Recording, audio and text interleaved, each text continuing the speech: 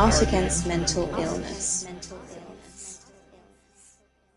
Once upon a time there was an ass, or you could also call him a donkey, it makes no difference. The ass found a lion skin left in the forest by a hunter.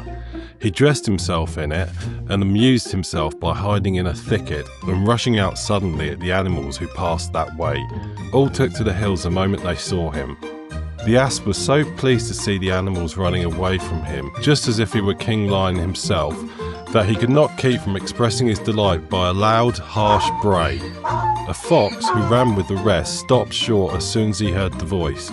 Approaching the ass, he said with a laugh, "If you'd kept your mouth shut, you might have frightened me too, but you gave yourself away with that silly bray."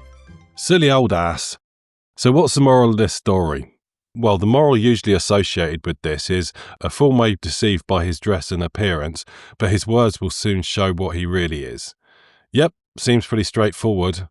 That fable, the ass and the lion skin, or the donkey and the lion skin, is generally associated with the legendary Greek orator and storyteller Aesop. To save on the non-euphemistic keystrokes and for the sake of brevity, I will mostly be using the ass variant from here on, rather than the donkey one. Why that one? So I get to say a little baby swear lots, obviously. There's a variant on this fable, also attributed to Aesop, sometimes known as the farmer or farmers, the ass and the lion skin.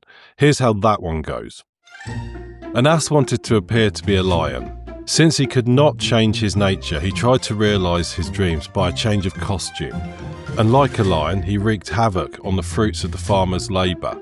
But when a gust of wind blew up, it stripped the lion bare of its disguise. As soon as the farmers, whose crops he had eaten, saw that he was just a donkey, they came and clubbed him to death. Cool. Cool.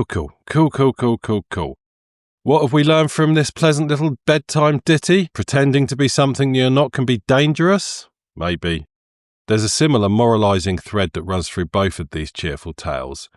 We have plenty of other aphorisms and maxims to state these and various other lessons that can be derived from these stories. For example, appearances can be deceiving, or don't get ideas above your station. Clothes may disguise a fool, but his words will give him away. Don't judge a book by its cover. It's all about authenticity, right? It's about not trying to deceive, to know your place. Don't be a liar and a fraud. These tales are judgmental by their nature. These are solid stories with a serious message, no matter which interpretation you run with. Simples. Or is it? I'm not so sure. Aesop was a geezer whose real-life reputation saw him taking on many guises to get his point across, not to mention the fact that he almost certainly never actually existed. I'll come back to this point. So am I saying that there's an alternative interpretation of the ass-lion-skin saga? I think so. Here's some off the bat. Taxidermy is a serious business.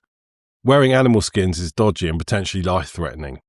People are not nearly as scared of lions as they should be.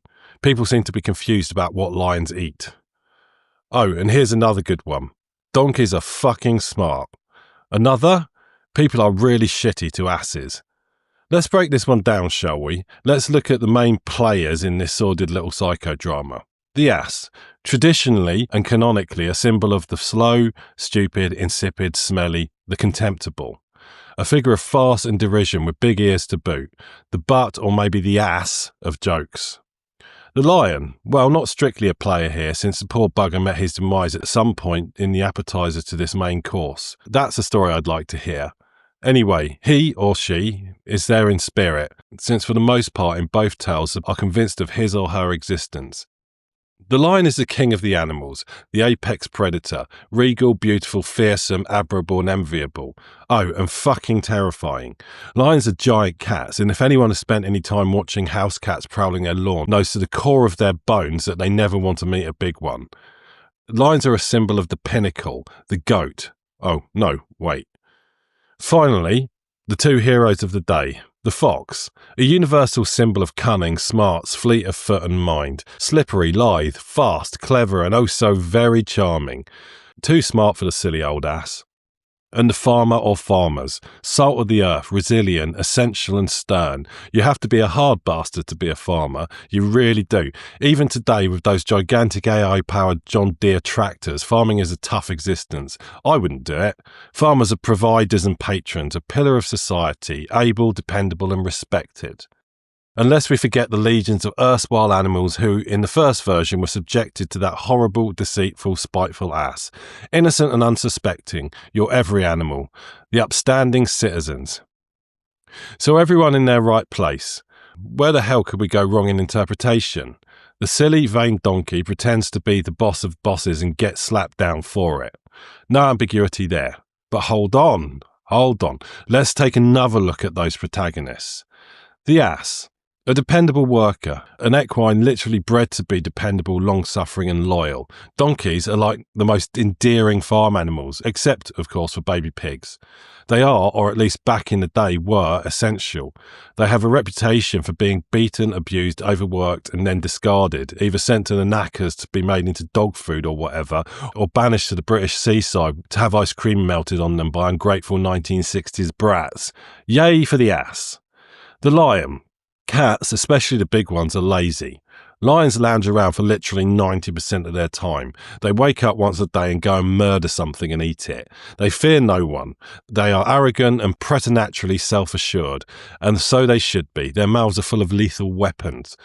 The lion is not the apex predator because it earned it, but because it murders anyone who disagrees with it, and anyone else for that matter. You are not safe around the lion because it doesn't care about you. You are either food, a distraction, or an irritation. Basically a metaphor for the indolent, inbred, arrogant, entitled monarchies that centuries of Europeans have had inflicted upon them, and that the French were smart enough to overthrow and the Americans just didn't bother with. Fuck the lions, fuck the dead lion. The fox. Now, given that I live in the UK, I'm not going to be too hard on the fox, what with the treatment they get from the great British upper crust. But let's be clear here, foxes aren't your friend, at least if you're any way a similar size or smaller and look tasty. The fox is rightfully and righteously opportunistic, looking after number one, turning a trick and vanishing before you even notice it had been turned. Perhaps a fox is not the villain in this story, if there even is one, but he is not yours or anyone else's friends. Least of all the chickens. Will somebody please think about the chickens? Ditto for the farmer. It truly is a hard life. But the farmer makes his living on the backs of and via the lives of lowlier animals. The farmer is on the side of the many because he has to be.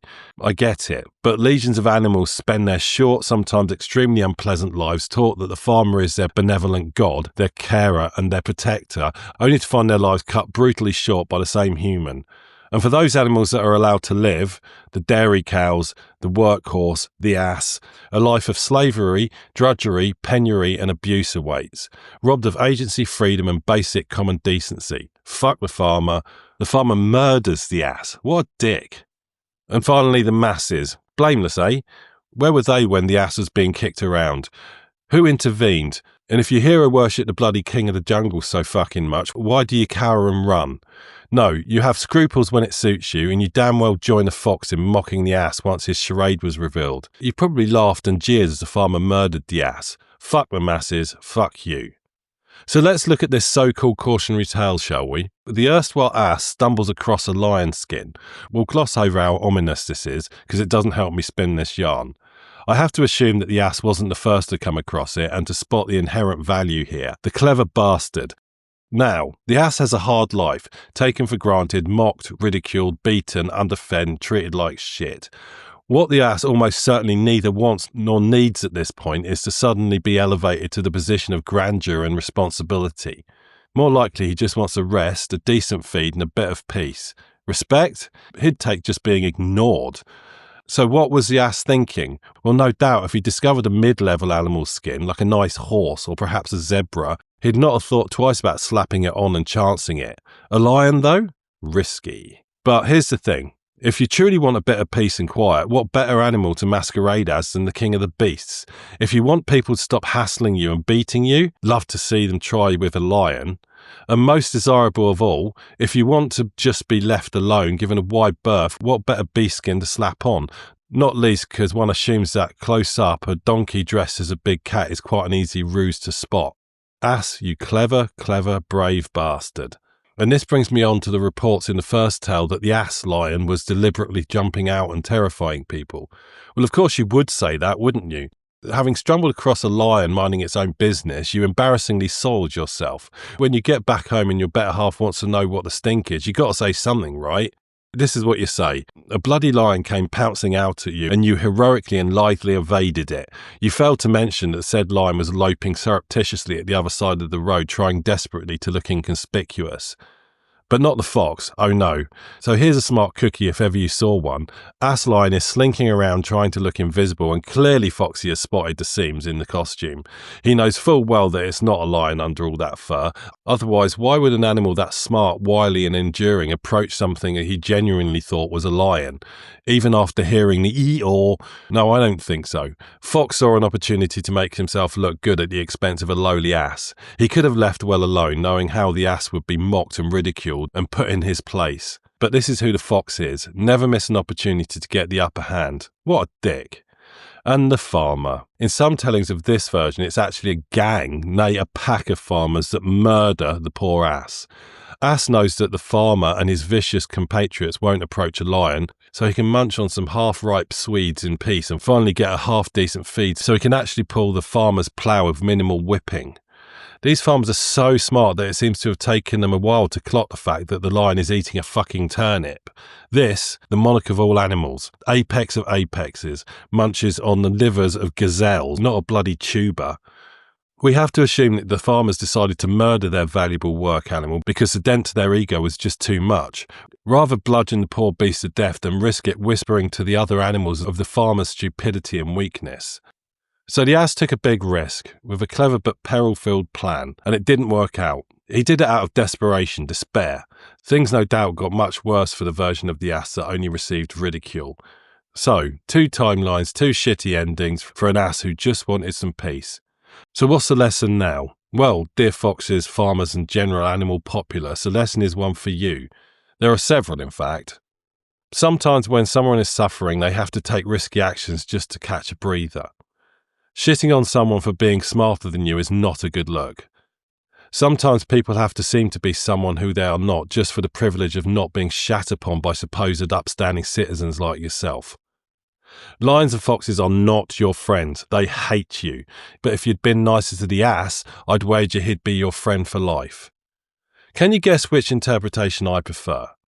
I'm with the ass donkey all the way. I hate this story though. I hate it because all outcomes end in tragedy and or humiliation for the poor donkey. I hate it because if you take the generally accepted interpretations of the story, it's still ugly. It's small and begrudging, petty and snide. I suspect that many of you will agree with me here. It's not the only fable that suffers from such flaws. I strongly urge you to listen to the episodes on Aesop's fables on the brilliant and inspiring podcast Alexandria's Podyssey. It turns out, you see, that many of those fables have taken on newer meanings that are divergent and in some cases antithetical to their original intended meaning. It also turns out, as Andrea explains, that Aesop himself is a convenient fable, a creation, a construct, and one that has been mutated and manipulated through the years to serve whatever agenda the teller or society of the time has required of him and his stories. I am indebted to Alex's inspiring take on these tales for this reinterpretation. But what was the point of all this revisionist storytelling? Well, partly because it's fun to do so, but more importantly it helps illustrate some things I want to say about the nature of identity and disguises and the masks that we all wear. Did I mention that I'm autistic? It's a trick question, since I know full well that I have many times in past episodes of this podcast. It's just a turn of phrase that people use to gently introduce something that they want to talk about. You see, humans, and particularly for some reason the British, dislike coming at subjects head on. It's considered a no-no, a bit uncouth, even aggressive and base. No, you must find a way to subtly and abstractly signpost your way to the thing that you wish to talk about. Stepping stones, if you will. Yes, sir, step here. Avoid all that troublesome water. And here, now let's talk about the etymology of the word pleonasm. Autistic people are not very good at this. This is not an observation or a helpful generalization. It's one of the basic diagnostic criteria for autism. If 7 words into a conversation with someone, you find yourself on the receiving end of a meandering story about sesame seeds, you might well be talking to an autistic person. It's just how we communicate. We dispense with the pointless small talk and confusing and superfluous social dances and get to the point. Who wouldn't wish for that? Who wouldn't want to cut out the useless extra accoutrements and get right to the juicy meat, the main course? Well, it turns out that most of the other people, the non-autistic ones, would rather dispense with the meaty bits and the pre- and post-ambles. They get quite insistent about this and often very offended when the social bloat is not proffered and traded with zeal and appreciation. Autistics learn at a young age that when you jump right to the point with the wrong person, you can be punished.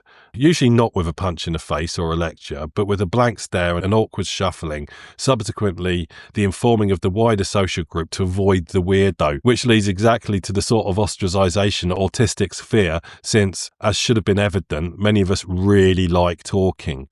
It's shitty to have to go through that. Small talk is confusing and bizarre to autistics and physically and or psychologically painful to some of us. It's a hard lesson to learn that in such apparently run-of-the-mill and innocuous situations, failing to adhere to a social norm can lead to ridicule and sometimes desperately shitty outcomes. It sucks. We have to change the way that we wish to communicate to make ourselves uncomfortable, just so that everyone else can have their comfort and lots of useless extra bits in their conversation. So we tend to learn early in life just to toe the line, give them what they want. It's just not worth the risk. Sound like them, dance their dance and you'll get by, and maybe even treated like an equal, like a normal human being.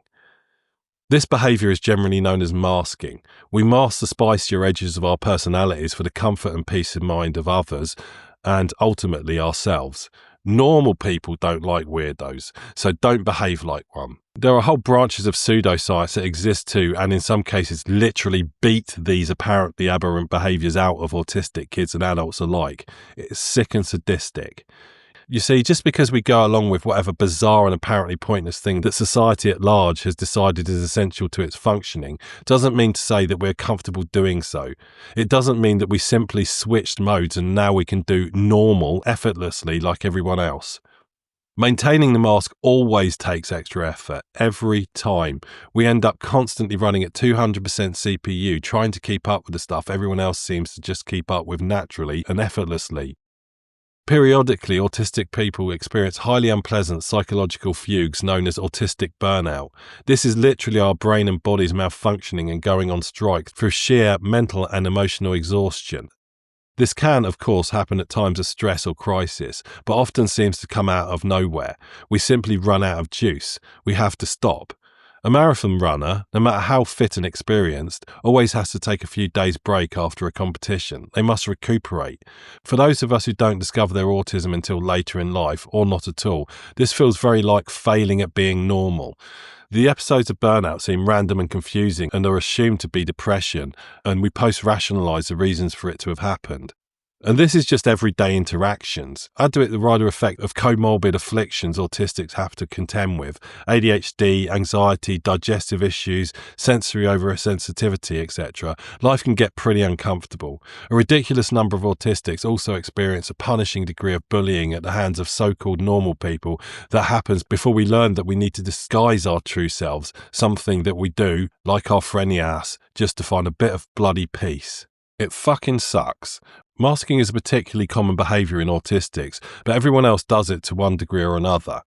Being polite to your dick of a boss, pretending to be okay so a friend doesn't worry about you, telling your enthusiastic but ultimately inept kid that their violin screeching was beautiful and that you want to hear more.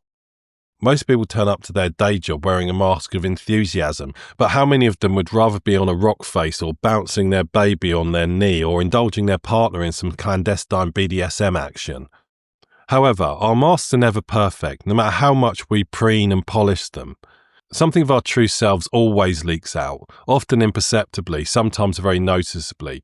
In the latter case, it's often written off as a slip-up, sometimes a faux pas, a gaffe. Nothing to see here. Hopefully he didn't blurt out something too loopy or, illegal? It's this discrepancy between social norms and the leakage or gushing torrent in some cases of our true selves that defines us as individuals. Social norms are actually quite permissive, well, in Western societies in any case.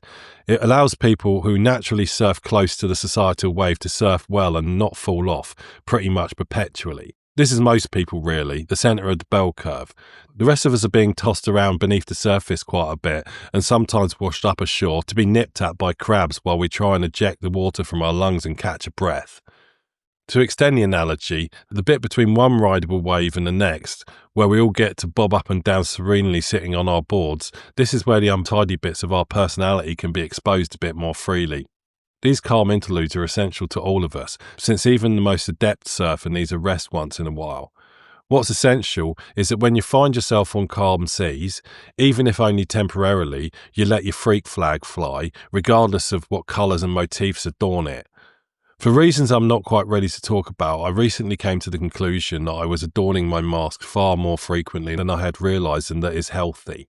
I felt forced to wear my mask in exactly the sort of place where I should feel free to maximum Alex. In fact, I concluded that I had no idea where I end and my mask begins. I'm not going to dissect the reasons why this might be the case here, or point any fingers, least of all at myself. Suffice to say that it felt like I had no safe spaces, nowhere I could be myself, except for two. One is those times when I can get away into the open air on my own in the solitary Scottish countryside. The other is in my studio. Worryingly, it became clear that I was even masking there. It has long been clear to me that the studio is where more of my true self leaks out. Those bits of me that I never knew existed kept leaking out onto the canvas. But I always knew, somehow, that even that was constrained, restrained. I constantly second-guess myself, dial back on my instincts, suppress my enthusiasm. I always seem to have someone else's voice in my head saying something like, "Well, that's a bit much, don't you think, Alex?" Or, "That'll never sell. In fact, people are going to hate it." I listened to that voice thinking it was my own. As I say, no safe spaces. That doesn't mean to say all those instincts were wrong. Sometimes you make something that's just bad. Sometimes you push an idea too far. Sometimes you hit upon a somewhat dubious way of articulating an idea. Gee, sometimes you're just being offensive and need to wind your neck in. But it felt like I was winding my metaphorical neck in too much and too often, and in ways that left me feeling empty and disappointed, in myself and in my work. I'm a fairly unusual person by most normal societal standards, although this is probably not apparent to most people most of the time. I definitely do need some tempering, but the line between okay and not okay is subjective, porous and sometimes imperceptible, and for the purposes of actually making art, the only distinction that matters is whether I think it's okay, whether I think it's decent. My output for some time now has felt like it was well crafted, but much of it felt flat to me, meaningless and one-dimensional. That's not how I approach art at all. One of the ways that I know a piece of art is finished and worthy is because it seems to mean something, either in its own right or in my own perceptions of it. I put no such constraints on other people's art. Indeed, much of the art that I love has no deeper meanings at all. Why I expect meaning from my own art is perhaps conversation for another day. It is what it is. Now, if the meaning that I wish to put across is that human, particularly female faces, are nice, then my art is packed with meaning. If the meaning was mess can make good art, again, I'm on fire. But these things, despite being vital aspects of my craft, are not alone enough. You see, I have thoughts, lots of them, all of the time. They never stop coming. And I don't mean, ooh, I must remember to go to the shop to buy some milk type thoughts, although I have those too, just much less frequently and usually at the wrong time. I mean big thoughts, angry thoughts, anxious thoughts, thoughts about desire and hatred and philosophy and interpersonal relationships. All of these turned up to number 11 all the time. It's a common problem with ADHDers like me. Life is a cacophony of thoughts, ideas, impulses, emotions, sensory interjections, overload and burnout.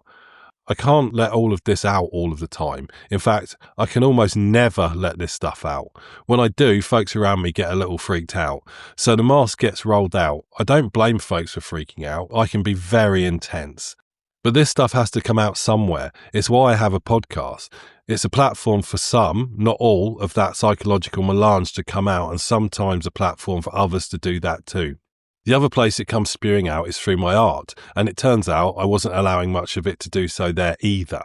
So I took the decision to start ignoring the tempering voices in my head. I resolved to, as far as I currently feel able to, let it all come out. Those around me and who follow my work have already noted this as a marked shift. My work is not radically different from a style and subject perspective. It's much the same, but the attitude is much more present. The meaning, for the most part, is much more apparent, even if sometimes hard to decipher.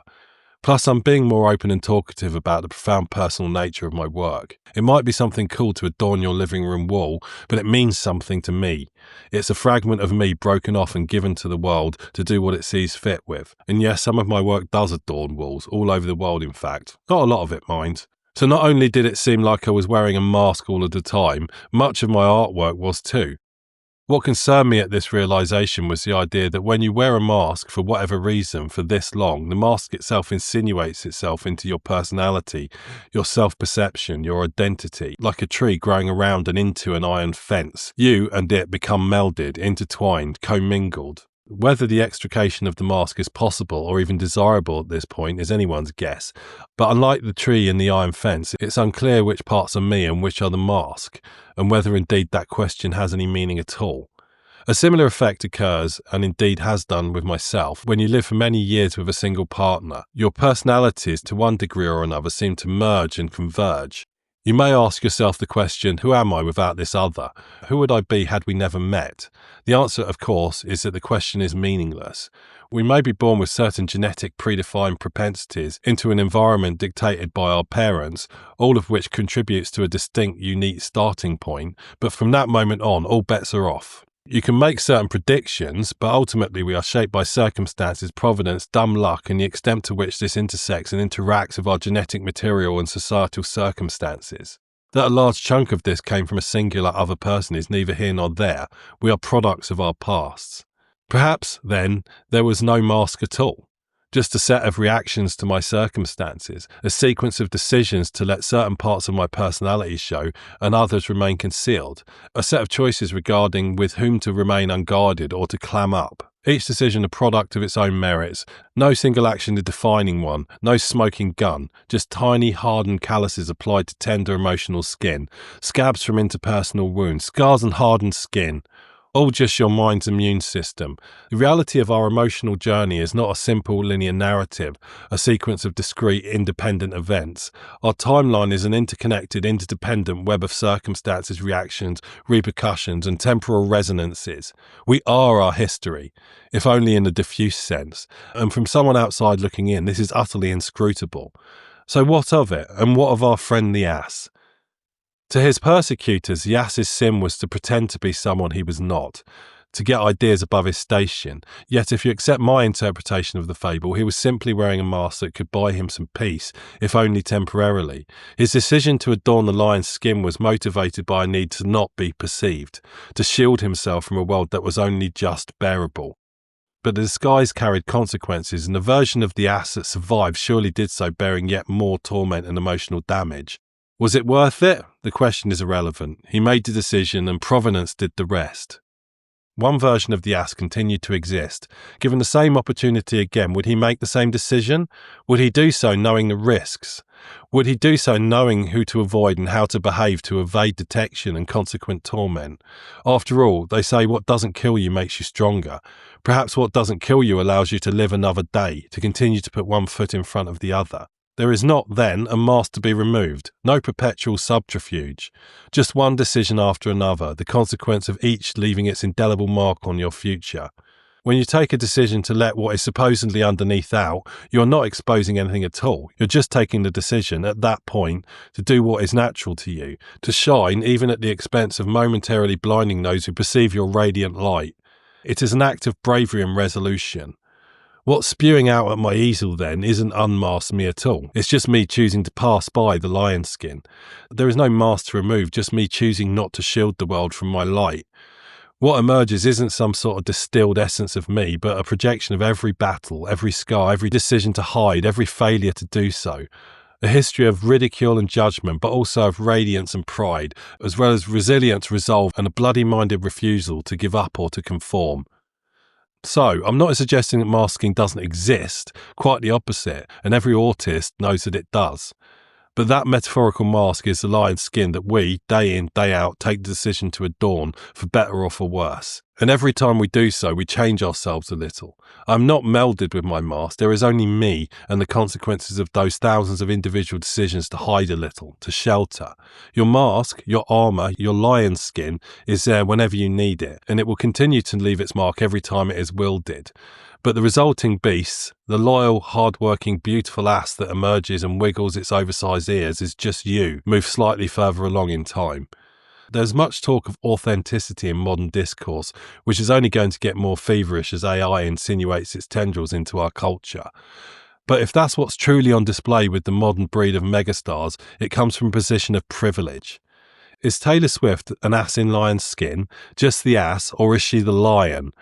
Only she can answer that, and I sincerely doubt she would honestly tell you if she even knows herself.